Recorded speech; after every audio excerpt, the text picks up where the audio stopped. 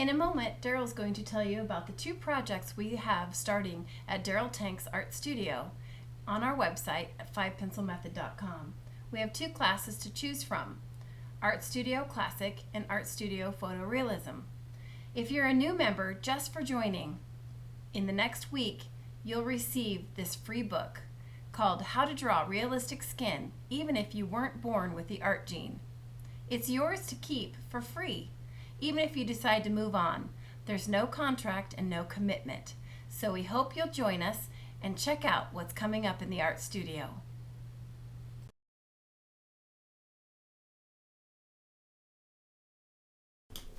We have Wednesday, we're starting a brand new subject. It's the Times Square Kiss. And there's a lot of things, things have changed. They're in constant state of change. This is a celebrating moment. Oh, they worked so hard and went through so much during the war and after the Depression and all that stuff, and they're just ecstatic. So he walks up to somebody in this street and just grabs her and gives her a kiss. Plus, this is a very this is more like a newspaper photo. I thought we could use it as an opportunity for us to say, okay, where is the edge? We'll construct this thing using logic to say, where is it going to be darker? Well, okay, even though this is all dark, maybe it would be darker here because it's farther away from the light. I think that there are things that we can do with this that will suddenly start bringing it into a much more effective drawing. And let you use your logic skills and give yourself the opportunity to create something that, this isn't her face, this is his hand. His little finger is up here and it's curling along with the rest of his. We'll figure that stuff out and use some logic. And I think that's always great when we're looking at a drawing. The more we can just imagine, okay, we can see his hand. I'm doing this very crudely, but you can see his hand starting to develop already. And that is the edge of the wrist and the hand instead of her face. When I originally looked at this thing, I thought, wow, it looks like her face is there. That's kind of odd. And yet, there's parts where we can't see anymore. His nose is sticking down here a little bit, and then just a little bit of her chin sticking out, and that's very little of her face, almost nothing in relationship to everything else. So then that we know that, okay, this isn't the edge of his arm, that is her chin and him pressing into her to kiss her.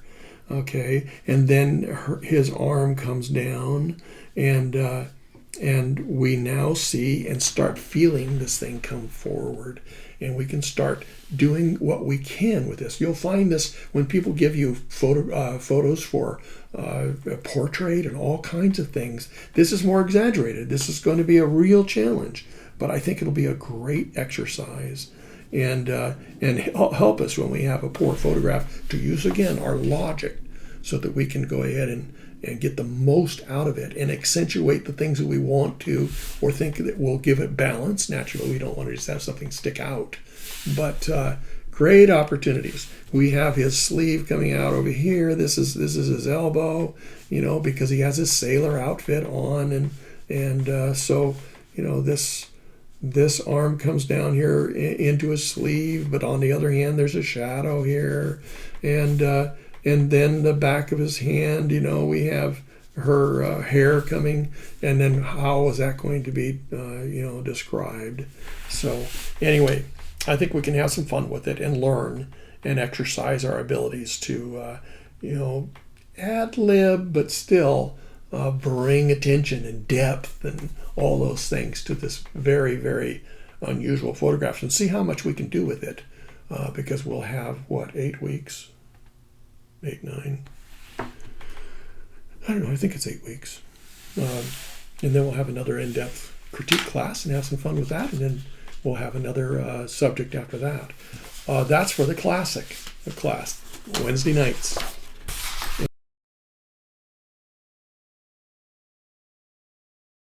And And then we have the photorealistic subject coming in next week, because we just had our critique class, and this just doesn't come across well with this bright light on here and everything else.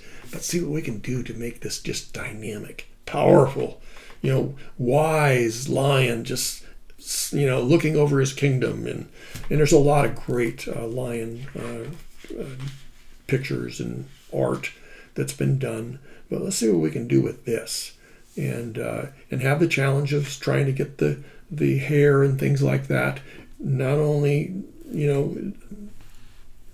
well, I guess what we're on the Good Shepherd, we had some of this, but we want the direction and everything else to complement the contour of his face and head, and show the light direction is a little brighter here than it is back there, and it just goes on. I have, I will try to maybe even play with the exposures just a little bit more, see if there's something else I can get out of it.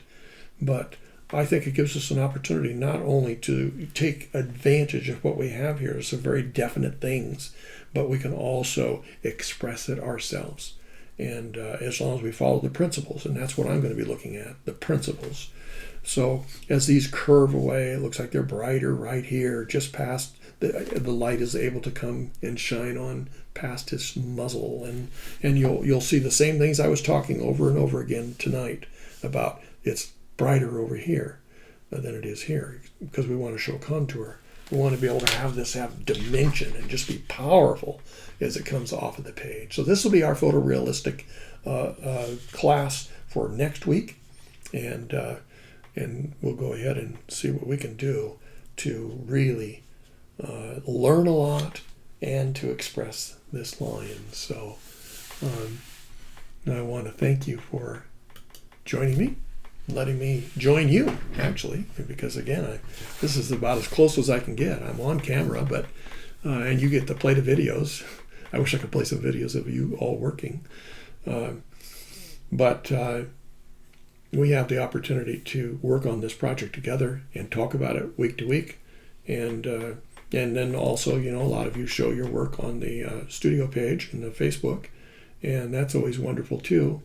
We should have the community up before too long and be able to post over there. In fact, I'm saying that realizing I haven't been over there in a few days, and I think there's some things happening. So the community, is what I'm talking about. The community page where we used to always post and chat with each other and support each other and have a forum and all kinds of things like that. And I think that'll be fun to get back some of that. I hope you'll do okay in this time we're living in. What an odd time. It's scary in a lot of ways, because a lot of people's lives are going to be changed probably almost permanently. Maybe the way we interact with people.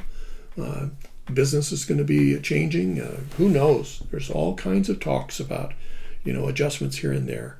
And people will be a little apprehensive about going back entirely to what they were doing before. And yet there'll be a whole segment that will go back with wild abandon.